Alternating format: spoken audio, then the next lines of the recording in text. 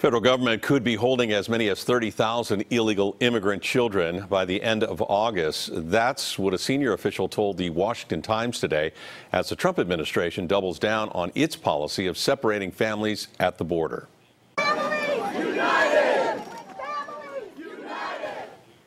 The feds announced zero tolerance in April, vowing to prosecute anyone who enters the country illegally.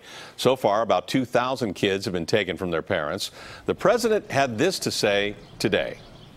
The United States will not be a migrant camp, and it will not be a refugee holding facility. Won't be. America's first ladies have weighed in on the zero tolerance policy. Melania Trump says through a spokeswoman, quote, "We need to be a country that follows all laws, but also a country that governs with heart." Laura Bush calls the current policy, quote, "cruel and immoral," while Rosalind Carter says the family separations are, quote, "disgraceful and a shame on our country." House Minority Leader Nancy Pelosi went to the border today to get a look at the immigration facilities.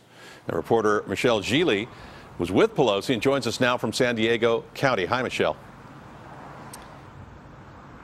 Ken, that's right. One congresswoman is calling this child abuse. Another says she came to the border today to investigate the cruelest act going on in America.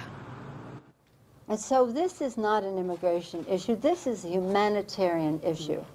It's about the children. More than a dozen Democratic members of Congress, including several from LA and Orange County, toured 4 detention centers today near the border.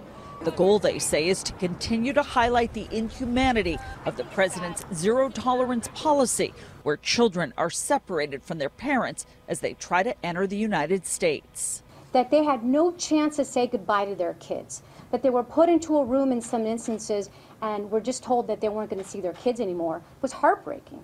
And that is what is happening, and that is the injustice. House Minority Leader Nancy Pelosi was a part of the delegation that visited this detention center in El Cajon, where 62 boys are being held today. The migrant children, as young as 6 years old, have either been separated from their parents or arrived in the U.S. alone. Congressman Juan Vargas, who represents San Diego, fired back at President Trump, who has blamed Democrats for the separation of children from their parents. So has this been the policy? No, this has not been the policy. The policy has been to try to keep families together. Right. So yes, before there's been unaccompanied minors, yes. Kids have arrived without their mom and dads. But no, we didn't take children and rip them away from their moms when they were trying to nurse their kids. We didn't do stuff like that. No, that's new. Demonstrators are at the front gate of the facility, including a Santa Maria school teacher. Elizabeth Osborne left home at 3:30 a.m. to be here to protest what is happening to the children. I have a very strong feeling about what's happening here, and I'm very disappointed in what's going on with our nation. And separating children from their parents is not anything that anybody should do, least of all in the United States of America.